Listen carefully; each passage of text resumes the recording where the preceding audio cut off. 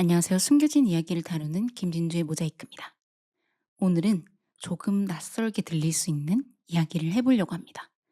피해자 브랜딩. 피해자에게 브랜딩이라는 말이 조금 어색하기도 하고 뭔가 불쾌한 지점이 있을 수도 있을 텐데요. 오랜 시간 동안 이렇게 사건에 대한 이야기를 하면서 피해자들이 이런 지점에 대해서 이렇게 얘기하면 좋겠다라는 생각들을 많이 해왔고, 조금 친한 기자님들과 얘기하면서 어떻게 해서 이렇게까지 올 수 있었느냐 이런 이야기들을 굉장히 많이 했었는데, 어떤 사건의 피해자는 사람들에게 오래 기억이 되고 어떤 사건의 피해자들은 휘발되고 사라지는지, 이런 점에 대해서 여러분들과 얘기를 나눠보면 좋을 것 같다라는 생각을 했습니다. 우리가 볼 수 있는 사건들의 이야기는 대부분 가해자의 중심입니다. 가해자가 이렇게 얘기했다더라. 가해자가 이것 때문에 이렇게 했다더라. 굉장히 자극적이잖아요. 실제로 이 피해자와 관련된 사건에 대한 이야기는 많이 듣지를 못하다 보니까 어쩔 수 없이 사람들은 피해자보다 가해자를 생각하는 시간이 더 많아지는 거죠. 실제로 피해자들의 이야기를 듣고 싶어 하는 기자님들도 이야기를 듣기가 쉽지 않다, 이런 고충을 토로하실 정도로 피해자들의 이야기를 들을 수 없다 보니 가해자들의 이야기가 더 많아진 것도 있긴 합니다. 피해자의 이야기는 조심해야 될 부분이 굉장히 많잖아요.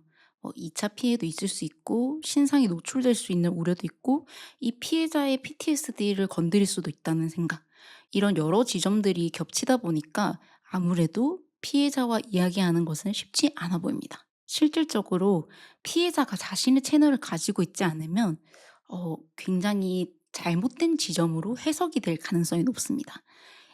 예를 들면 신상 공개와 관련해서도 제가 채널을 가지고 있지 않았고 공식적으로 인스타그램 계정을 가지고 있지 않았더라면 제 의견인 듯이 뭔가 확산될 가능성이 높았겠죠. 하지만 제가 채널이 있고 내가 이야기할 의지가 있다라는 걸 보여줬기 때문에 언론사분들이 근데 이 피해자분의 직접적인 의견이 어떻게 되세요? 어떻게 생각하세요? 이렇게 물어볼 수 있는 기회를 주더라고요. 그래서 이 피해자가 채널을 가지고 있는 건 진짜 중요하다라는 생각을 하게 된 것 같아요. 당연히 처음에는 피해자들의 이야기가 안타깝고 열심히 들어주고 싶지만, 실질적으로 어떤 논란이 있고 이슈가 있고 쟁점이 있는 이 문제들은 휘발되기가 굉장히 쉽습니다. 언제 그랬냐는 듯이 사람들의 관심은 어 지속적으로 떨어지거든요. 그래서 이와 관련해서 어떻게 하면 이 피해자들의 이야기를 계속 지속적으로 이끌어 나갈 수 있을까에 대한 얘기도 한번 해 보려고 해요. 저는 실제로 원래도 '이런 채널을 파야겠다.'라는 생각을 했는데 조금 회복이 되고 내가 일이 끝나면 그때부터 조금 '기록을 하고 적어 봐야겠다.'라는 생각을 했었는데, 어느 순간부터 그런 생각이 들더라고요. 어 지금 이 즉각적으로 생각나는 감정을 기록해 놓지 않으면 진짜 언제 다시 이거를 기억할 수 있을까? 인스타그램도 그냥 어떤 홍보를 하지 않고 내가 언젠가는 이 기록을 다시 볼 순간을 위해서 그냥 계속 기록을 하겠다라는 의미로 이 계정에 이 기록들을 쌓아 나간 거죠. 실제로 나중에 책을 쓰는데 굉장히 많은 도움이 됐는데, 이게 '나중에 할 거야?' 아니면 '좀 괜찮아지면 해야겠다.'라고 했을 때 이 감정들이 생각보다 지나고 나면 많이 무뎌지더라고요. 그리고 이 같은 범죄의 유형이라고 하더라도 그 안에 세부적인 상황은 정말 다르거든요. 그래서 피해자들이 당연히 이게 억울하고 심각하고 힘들겠지만, 그거는 제3 자가 봤을 때는 음 비슷해 보일 수 있어요. 그런데 예를 들면 돌려차기라든가 아니면 엘리베이터라든가 이런 식으로 특정적으로 어떤 걸 세부화시켜야 이 다른 분들이 봤을 때도 '내가 이런 일을 겪을 수도 있으려나?'라는 생각을 상상을 할 수 있게 해 주는 것 같아요. 그래서 조금 자신의 이야기를 적을 때에도 나는 어떤 상황에서 어떤 일이 있었는지 나만 아는 이야기를 하는 것도 중요한 것 같습니다. 그리고 범죄 피해가 일어난 이후 지금 내 삶이 어떤지, '나는 원래 이런 사람이었는데 지금 이렇게까지 변했다.'라는 걸 알리는 것이 중요합니다. 사실 그 PTSD라는 것 자체가 모두가 다 다른 증상을 띠기 때문에 어 다른 분들이 봤을 때 '피해자가 이렇게 힘들구나.'라는 공감하는 요소도 필요하다라고 생각합니다. 그래서 저는 어떤 인터뷰를 얘기할 때 쪼끔 이런 지점을 조심했던 것 같아요. 저는요 제 사건은요. 이렇게 얘기를 잘 안 했던 것 같아요. 왜냐면 이게 저의 일이 되면 제3 자들이 봤을 때는 '저 사람의 고충이구나.'라는 생각을 할 수 있거든요. 그래서 '우리의 일이 아니다.'라는 생각을 할 수가 있어요.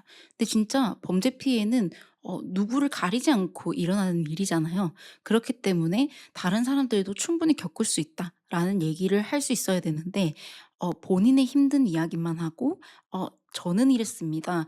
제 사건에서 이렇습니다." 이렇게 얘기를 하면 다른 분들이 봤을 때는 그냥 안타까운 이야기로만 들리는 거죠.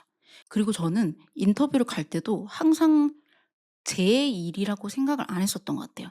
결국에는 내 주변 사람들이 겪을 수 있는 문제이고 여러분들도 당할 수 있지만 여러분들이 당하지 않으려면 이 사건에 조금 많이 관심을 가져 주셨으면 좋겠다라는 태도로 임했었는데요. 실질적으로 사람은 본능적으로 자신의 일이 아니면 관심을 가지기가 좀 어렵잖아요. 스스로 이렇게 '이런 일을 겪을 수도 있다.'라는 상상을 할 수 있게 하는 것이 중요하고요. 저는 애초에 공론화의 목적이 저의 어떤 가해자의 형량을 늘리기 위함이 아니었기 때문에 기자님한테 어 어떤 사건에 불려지는 이름들처럼 "저희도 어떤 사건명이 있었으면 좋겠다."라고 제안을 했던 것처럼 이 공론화가 어떤 목적인지를 잘 생각해야 되는데 저는 어떻게 보면 다른 사건들에 비해서 제 사건의 어떤 이익을 추구해서 시작했던 일이 아니었기 때문에 이렇게 오래 갔다고 생각을 하거든요. 그리고 많이 놓치시는 부분들이 범죄 피해자분들이 당연히 힘들죠. 그리고 그에 대해서 얘기할 때 너무 가슴이 아프실 거예요. 근데 이 듣는 사람은 그렇지 않잖아요. 듣는 사람은 내 상황이 어떤 상황인지 자세히 모른단 말이에요. 그렇기 때문에 감정과 메시지를 분리하는 작업을 하셔야 돼요. 그래서 "난 정말 힘들긴 하지만 이건 진짜 정확히 알아주셨으면 좋겠다."라는 인터뷰의 목적을 가지는 게 중요해요. 나는 이렇게 감정적으로 힘든 상황이지만 이성적으로 판단할 수 있는 사람이기도 해요. 라는 거를 보여주려고도 노력했던 것 같아요. 왜냐면 이 공간에서 저라도 정상적인 사람처럼 보이지 않으면 아무도 제 말을 들어주지 않았을 것 같거든요. 그리고 어떻게 보면 당연히 많은 사람들이 미워 보일 거예요. '이 사람도 싫고 저 사람도 싫고 아 사회가 왜 이래.'라는 생각을 할 수 있지만 한 사람의 잘못됨을 계속 이렇게 깊게 파고드는 것보다 '이 구조에서 뭘 고칠 수 있지?' 라는 조금 아주 큰 틀을 조금 생각할 필요가 있다라고 생각해요. 왜냐하면 그들도 사실 그냥 공무원이고 사람이고 그냥 형식적으로 해야 되는 일을 하는 사람들인데 이와 관련해서 적을 지면 저희에게 어 이익이 될 게 없어요. 그렇기 때문에 '좋게 좋게 해결하자.'라는 마인드가 가장 필요한 것 같습니다. 그리고 이와 관련해서 항상 이 메시지에 자기가 원하는 목표를 얘기하는 게 좋아요. 그게 어떤 목표든 상관없어요. 예를 들면 "저는 타던서를 모아 주셨으면 좋겠어요." "저는 이상동기 범죄라고 불려졌으면 좋겠어요."